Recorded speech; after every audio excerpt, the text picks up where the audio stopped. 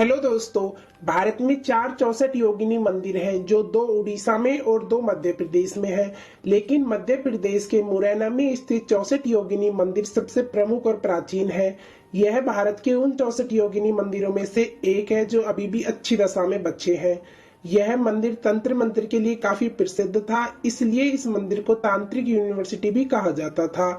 यहाँ देश विदेश से लाखों तांत्रिक तंत्र मंत्र जानने आते थे और कहते हैं कि 64 योगिनी माता माँ काली का अवतार है। इस मंदिर में प्रत्येक 64 कमरों में माता योगिनी की मूर्ति स्थापित है, इसलिए इस मंदिर का नाम 64 योगिनी है। पौराणिक शास्त्रों के अनुसार आज भी इस मंदिर में शिव जी की 64 योगिनी को जागृत किया जाता है।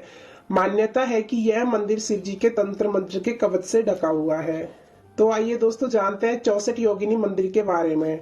करीब 200 सीढ़ियां चढ़ने के बाद 64 योगिनी मंदिर तक पहुंचा जा सकता है। यह मंदिर एक वृत्तीय आधार पर निर्मित है और इसमें 64 कमरे हैं।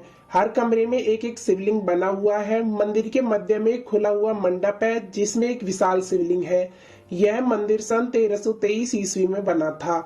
इस मंदिर का निर्माण क्षत्रिय राजाओं ने करवाया था। आखिर क्यों पड़ा इस मंदिर का नाम 64 योगिनी मंदिर?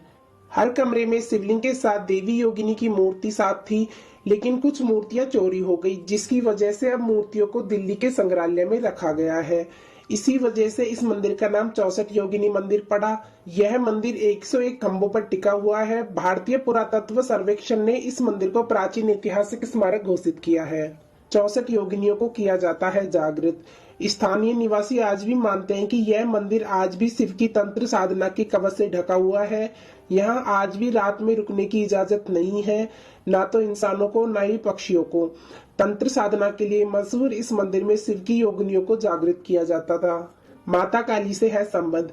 ये सभी 64 योगिनी माता आदिशक्ति काली का अवतार है। घोर नामक दैत्य के साथ युद्ध करते हुए माँ काली ने यह अवतार लिए थे। इन देवियों में 10 महाविज्ञाएं और सिद्ध विज्ञाओं की भी गणना की जाती है। ये सभी योगिनी तंत्र तथा योग विज्ञा से संबंध रखती हैं। विदेशी भी करते थे तंत्र मंत्र। 64 योगिनी मंदिर को एक जमाने में तांत्रिक यूनिवर्सिटी कहा जाता था। कभी इस मंदिर में तांत्रिक सिद्धियां हासिल करने के लिए तांत्रिकों का जमावड़ा लगा रहता था। विदेशी नागरिक भी यहाँ तंत्र मंत्र की विद्याएं हासिल करने आते थे। आज भी कुछ तांत्रिक सिद्धियां प्राप्त करने के लिए यज्ञ करते हैं। यहाँ इस मंदिर को इंकतेश्वर महादेव मंदिर के नाम से भी जाना जाता है। 64 योगिनी मंदिर का इतिहास। मुरैना के पड़ावली के पास मितावली गांव में स्थित 64 योगिनी मंदिर को इंकतेश्वर महादेव मंदिर भी कहा जाता है।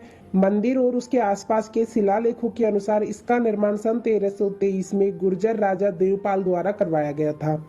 ऐसा कहा जाता है कि मंदिर सूर्य के गोचर के आधार पर ज्योतिष और गणित में शिक्षा प्रदान करने का स्थान था। इसके अलावा यह तंत्र साधना का एक महत्वपूर्ण स्थान भी था। देश के कोने कोने से साधक अपनी तंत्र साधना के लिए यहाँ पहुँचते थे। यही कारण है कि इस मंदिर को भारत की तांत्रिक यूनिवर्सिटी कहा जाता है। 64 योगिनी मंदिर भारत के कुछ गिने चुने गोलाकार मंदिरों में से एक है। यहाँ 64 कक्षाओं का निर्माण है। प्रत्येक कक्ष में एक योगिनी और एक शिवलिंग है। सभी 64 योगिनियां माता काली का अवतार मानी जाती है। इन 64 योगिनियों में 10 महाविद्याओं और सिद्ध विद्याओं की गिनती भी की जाती है। मंदिर परिसर के मध्य में एक मंडप स्थापित है जहां मुख्य शिवलिंग विराजमान है। स्थानीय लोगों का मानना है कि 64 योगिनियां शक्तिशाली योद्धा और जादूगरनी थी। पौराणिक कथाओं के अनुसार एक राक्षस को रक्त बीज का वरदान प्राप्त था। उसे मारना लगभग असंभव था। जब भी उसके खून की एक बूंद जमीन पर गिरती थी तो उससे सैकड़ों राक्षस पैदा हो जाते। जब देवी दुर्गा उससे युद्ध करने गई तो उन्होंने 64 योगिनियों की एक सेना को तैनात किया, जिन्होंने जमीन पर गिरने से पहले ही खून को पी लिया और राक्षस का अंत हो गया। क्या 64 योगिनी मंदिर ने संसद को प्रेरित किया? क्षेत्र के स्थानीय लोग ऐसा मानते हैं कि 64 योगिनी मंदिर ने संसद को प्रेरित किया। हालांकि इसका कोई सबूत नहीं है कि लुटियन सिया बेकर ने कभी यहाँ का दौरा किया था। 64 योगिनी मंदिर भूकंपीय क्षेत्र 3 में है। 1300 के दशक में अपने निर्माण के बाद से मंदिर ने कई भूकंपों का सामना किया और लगभग कोई क्षति देखने को नहीं मिली। इसी वजह से यह माना जाता है कि लुटियंस ने ऐसे असामान्य आकार की इमारत से प्रेरणा ली होगी। इतिहासकार लीडल ने पहले ही द इंडियन एक्सप्रेस को बताया था, लुटियंस और बेकर को भारतीय वास्तुकला के उदाहरण देखने के लिए दौरे पर भेजा गया था। उन्होंने भारतीय पुरातत्व सर्वेक्षण द्वारा एकत्र की गई तस्वीरें देखी होंगी। इसलिए भले ही उनके द्वारा भारतीय स्मारकों से प्रेरणा लेने का कोई सबूत नहीं है, लेकिन यह समझ से परे नहीं है कि उन्होंने ऐसा किया होगा। लीडर ने इंडियन एक्सप्रेस को बताया कि बेकर ने विभिन्न स्थलों का दौरा किया, लेकिन इस बात का कोई सबूत नहीं है कि उन्होंने यहाँ का दौरा किया था। बेशक उन्होंने तस्वीरें देखी होंगी, हालांकि फिर भी इसका कोई ठोस सबूत नहीं है। ब्रिटिश आर्किटेक्ट एडविन लुटियंस ने इस मंदिर का आधार मानकर दिल्ली के संसद भवन का निर्माण करवाया था, जिसकी चर्चा ना तो किताबों में कहीं है और ना ही संसद की वेबसाइट पर। मंदिर न केवल बाहर से संसद भवन से मिलता जुलता है, बल्कि अंदर भी खंभों का वैसा ही ढांचा है। कैसे पहुंचे 64 योगिनी मंदिर? मंदिर से निकटतम हवाई अड्डा ग्वालियर में स्थित है, जो यहाँ से लगभग 28 किलोमीटर की दूरी पर है। इसके अलावा झांसी हवाई अड्डे से मंदिर की दूरी लगभग है। 64 योगिनी मंदिर का नजदीकी रेलवे स्टेशन गोहद है, जो यहाँ से 18 किलोमीटर दूर है। सड़क मार्ग के द्वारा इस मंदिर तक पहुंचा जा सकता है। ग्वालियर से इसकी दूरी 40 किलोमीटर और मुरैना मितावली से इसकी दूरी 25 किलोमीटर है।